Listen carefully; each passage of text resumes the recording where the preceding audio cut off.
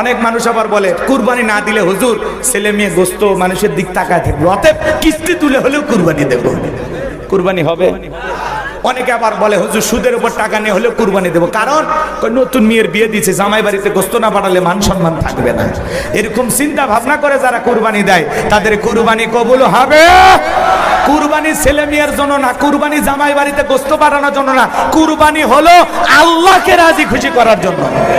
কথা ক্লিয়ার নাকি রাগ করছে?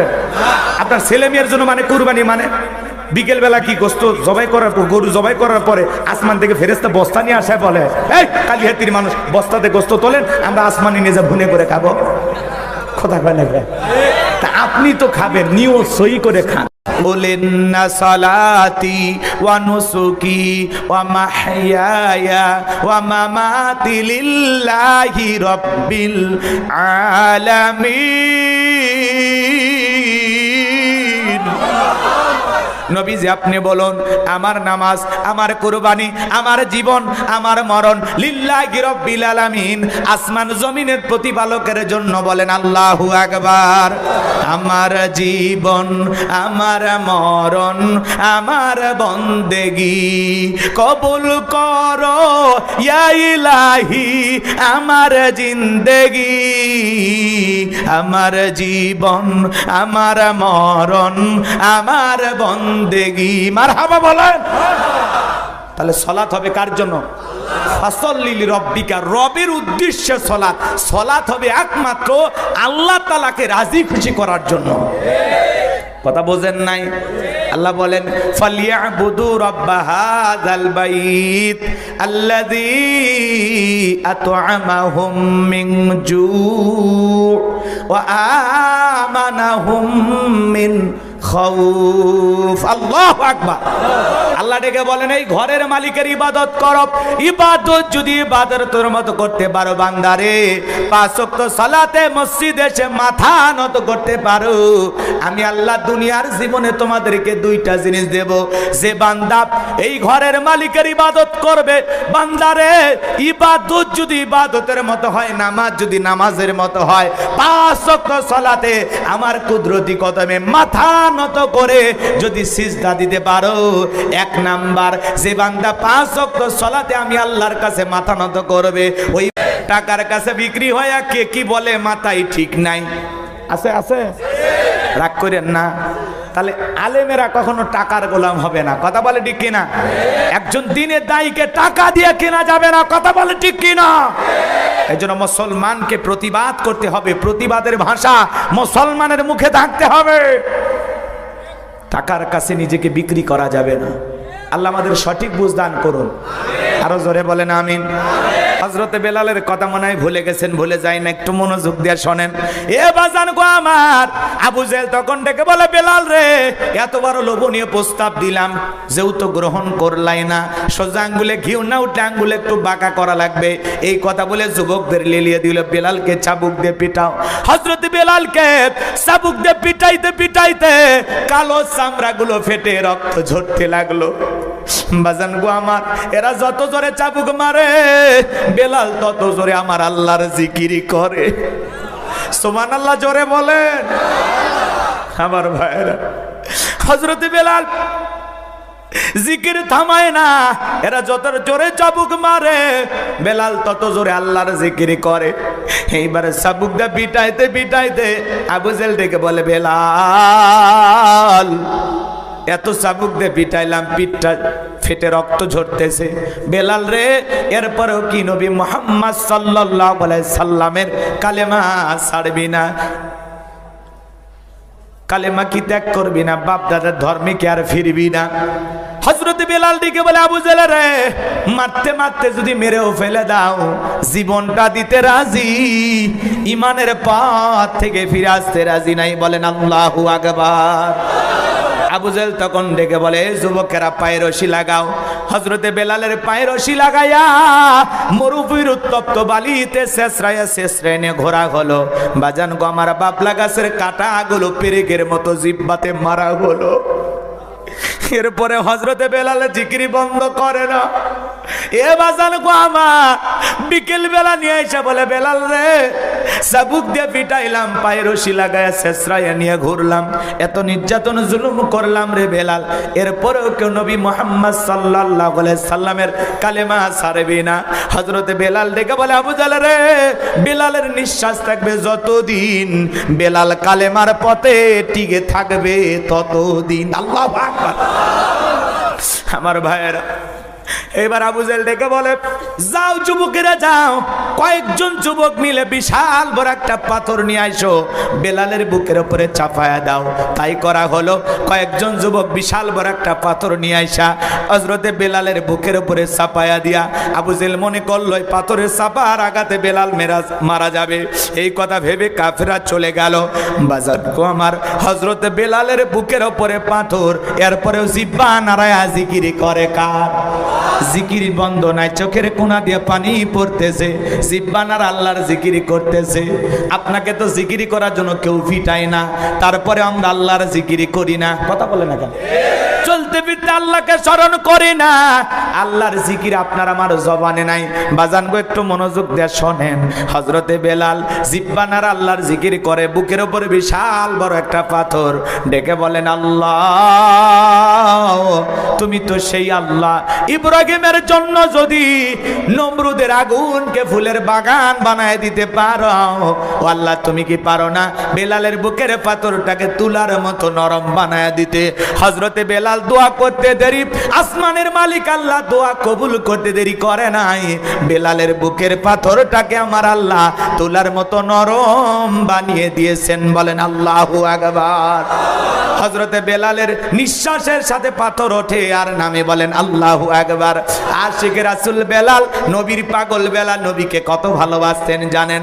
নবী যখন মক্কা নগরীতে পথ চলতো, হযরত বেলাল একবার ডানে যার একবার বামে যায়। নবী ডেকে বলে, বেলাল রে, বুঝি না, একবার ডানে যাও একবার বামে যাও, ব্যাপারটা কি? হযরত বেলাল ডেকে বলে, নবী গো, ওই কাফেররা আপনার শত্রু, আপনাকে টার্গেট করে ওরা যদি বাম থেকে তীর নিক্ষেপ করে, ওই তীরটা যেন সর্বপ্রথমে আমি বেলালের বুকের ভিতরে ঢোকে। আমি বেলাল মারা গেলে ইসলামের ক্ষতি হবে না। আবার ডান দিকে যায়, ওরা যদি ডান দিকে তীর নিক্ষেপ করে, ওই তীরটা যেন সর্বপ্রথম আমি বেলালের বুকের ভিতরে ঢোকে। আমি বেলাল মারা গেলে ইসলামের ক্ষতি হবে না। আপনি নবী মারা গেলে ইসলাম আর মাথা উঁচু করে সামনের দিকে দাঁড়াবে না। নিজের জীবনের বিনিময়ে বিশ্ব নবীকে আগলায় রাখতেন হযরতে বেলাল। বলেন আল্লাহু আকবার। সেই বেলালের উপর নির্যাতন জুলুমের কথা নবীজি যখন জানতে পারলেন, এই বেলাল কেমন বেলাল জানেন? বলবো? কষ্ট হবে না তো আপনাদের?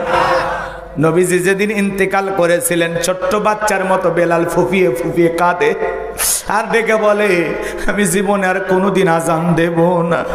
আমি আজান দেওয়ার পরে বিশ্ব নবী ইমামতি করবে না, আমি বেলাল আর কোনোদিন আজান দেব না। সাহাবায়ে কেরাম ডেকে বলে, বেলাল সবর করো, ধৈর্য ধারণ করো, এভাবে ভেঙে পড়ো না, কান্না করো না। হযরত বেলাল বলে, না না না, আমি আর জীবনে কোনোদিন আজান দেব না। ছোট্ট বাচ্চার মতো ফুফিয়ে কাঁদে, কারো সান্ত্বনা বেলাল শোনে না। নবীজি সোমবারের দিনে ইন্তেকাল করলেন, বুধবারের দিনে তামাম পৃথিবীর উম্মতকে কাঁদিয়ে আজ মদিনার সবুজ গম্বুজের নিচে আপনার আমার নবী শায়িত। আমার ভাইয়েরা, হযরতে বেলাল দিকে বলেন, আমি মদিনায় থাকলে পাগল হয়ে যাব। মদিনা ছেড়ে চলে গেলেন, 6টা মাস অতিবাহিত হয়ে যায়, বেলাল আর মদিনায় আসে না।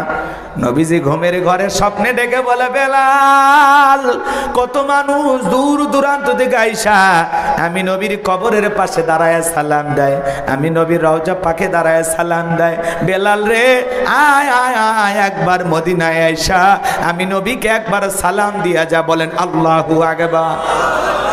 নবীর পাগল বেলাল আর দেরি করলো না, পরের দিন ঘুম থেকে উঠা মদিনাতে চলে আসলেন। বেলাল মদিনা আসার পর চতুর্দিকে সাহাবায়ে কেরাম তাকে ঘিরে ধরলেন। সবার মুখে একটাই কথা, বেলাল দাও না একটু আজান দাও, কতদিন হয়ে গেল আমরা তোমার আজান শুনতে পাই না। হযরত বেলাল ডেকে বলেন, না আমি আজান দেব না। ছোট্ট ছোট্ট বাচ্চারা পর্যন্ত বেলালকে দেখার জন্য ভিড় জমাইছেন। নবীর নাতি হাসান আর হুসাইন দুইটা ভাই যখন দুইটা হাত ধরেছেন, হযরতে হুসাইন যখন হাতটা ধরে ডেকে বলে, নানু ভাই, ও নানু ভাই, নানাও চলে গেছে, তুমি আমাদেরকে ছেড়ে চলে গেছো। ও নানু ভাই, কতদিন হয়ে গেল তোমার কণ্ঠে আমরা আজান শুনতে পাই না, দাও না একটু আজান দাও। হযরতে হুসাইন বেলালের হাতটা ধরে যখন নানু ভাই বলে ডাক দেয়, হযরতে বেলাল তাকায় দেখেন হুসাইনের চেহারার উপরে বিশ্বনবীর চেহারা মোবারক ভেসে উঠেছে। মনে হয় মদিনার নবী ডাইকা বলে, বেলাল দেন একবার আজান দে, আমি নবীও তোর আজান শুনতে চাই। বলেন আল্লাহু আকবার। হুসাইন যখন হাতটা ধরে নানু ভাই বলে ডাক দেয়, বেলাল আর নিজেকে কন্ট্রোল করতে পারলো না। 6 মাস পরে মদিনাতে আইসা আবারও বেলাল আজান দিলেন। বলেন আল্লাহু আকবার। সেই বেলালের বুকের উপরে পাথর নির্যাতন জুলুমের খবর নবীজির কান পর্যন্ত যখন পৌঁছে গেল, নবী আবু বকরকে ডেকে বলে, আবু বকর, আমার বেলালের কষ্টের কথা আমার সহ্য হয় না, যাও বেলালকে তুমি আজাদ করো, মুক্ত করো। এইবার আবু বকর সিদ্দিক রাদিয়াল্লাহু তাআলা আনহু কয়েক গুণ দাম বেশি দিয়া গোলামীর জীবন থেকে হযরত বেলালকে আজাদ করলেন, মুক্ত করলেন। বলেন আল্লাহু আকবার।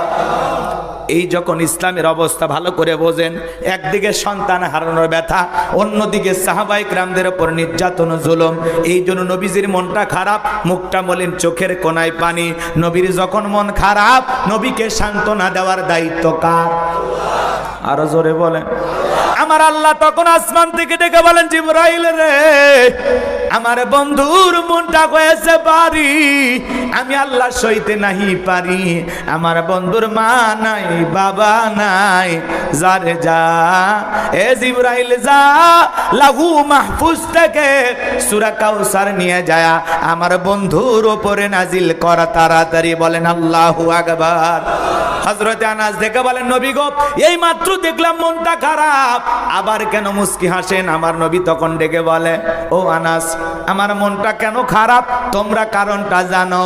কে তোমার হাসি দেওয়ার কারণ হলো এই মাত্র আসমান থেকে জিবরাইল এসে আমার উপরে সূরা কাউসার নাজিল করলো। বলেন আল্লাহু আকবার। বিশ্ব নবী তখন সাহাবায়ে কেরামদেরকে তিলাওয়াত করে শোনায়া দিলেন, ইন্না আ'তাইনাকাল কাউসার ফাসাল্লি লিরাব্বিকা ওয়ানহার ইন্না শানিয়াকা হুয়াল আবতার। আল্লাহু আকবার। কষ্ট হচ্ছে আপনাদের? আর আধা ঘন্টা থাকা যাবে তো? কষ্ট হবে না তো? ইনশাল্লাহ। একটু মনোযোগ দিয়ে শোনেন, আমরা মূল আলোচনায় চলে আসছি। কষ্ট হচ্ছে? ভালো করে বোঝেন। কোরআন শুনবেন, ঈমান বৃদ্ধি করে দেবেন কে? ছোটবেলায় বাবার হাত ধরে মসজিদে গিয়েছিলাম, ইমাম সাহেবের কণ্ঠে সূরা ফাতিহা শুনেছিলাম। আজকে আপনার বয়স 50-60 বছর পার হয়ে গেছে। যারা 5 ওয়াক্ত সালাত আদায় করে, কমপক্ষে 40 বার সূরা ফাতিহা দিনের মধ্যে পাঠ করতে হয়। কোনো মানুষ কি বিরক্ত হয়ে বলেছে যে সূরা ফাতিহা পড়তে আর ভালো লাগে না? কে বলেছে ভাই? কোন ইমাম সাহেব কি বলেছে আমি 30 বছর ধরে ইমামতি করি, সূরা ফাতিহা দিয়ে নামাজ পড়াই, কাল থেকে মাগরিবে সূরা ইখলাস দিয়ে শুরু করব, কুল হুয়াল্লাহু আহাদ? আপনারা পেছন থেকে কি বলবেন? আল্লাহু আকবার। হুজুর আগে সূরা ফাতিহা পড়েন, এরপরে অন্য সূরা ধরেন। আর যে হুজুর সূরা ফাতিহা ছাড়া নামাজ পড়াইতে চায়, বিনা বেতনে চাকরি করলেও তার পিছনে নামাজ পড়ব। তার মানে কি সূরা ফাতিহা ছাড়া নামাজ হবে? মন খারাপ করছেন আপনারা? এজন্য বাজার গো আমার, ভালো করে বোঝেন, কোরআন আমাদের বুঝতে হবে, কোরআন আমাদের পড়তে হবে। কথা বলেন ঠিক কিনা? কোরআন সহি শুদ্ধ তিলাওয়াত করার দরকার আছে না নাই? নামাজ ভঙ্গের কারণ আছে 19টি। তার 1 নাম্বার কারণ, নামাজের ভিতরে অশুদ্ধ তিলাওয়াত করলে। কিছু কিছু তিলাওয়াতকারী আছে, দেখেন না, আলহামদুলিল্লাহি রাব্বিল আলামিন আর রহমানির রহিম আছে আছে, আলাম তারা কাইফা ফাআলা, এভাবে তিলাওয়াত করলে আপনার নামাজ হবে না। কথা বলেন না কেন? তিলাওয়াতের দিক দিয়ে বিশ্ব চ্যাম্পিয়ন হলো মহিলারা, মা বোনেরা। এরা যদি তিলাওয়াত করে আলিফ লাম মিম যালিকাল কিতাবু লা রাইব করতে করতে শেষ। আছে না নাই? আছে না? আপনাদের এলাকার মা বোনেরা না? আউসিদ আলাইহি ওয়ারাত্তিলিল কুরআন তারতিলা, কোরআনকে তারতিলের সহিত স্পষ্ট করে ধীরে ধীরে সুন্দর করে সহি শুদ্ধভাবে তিলাওয়াত করতে হবে। এই হুকুম কার? যেমন তেমন ভাবে পড়লে হবে। কষ্ট হচ্ছে আপনাদের?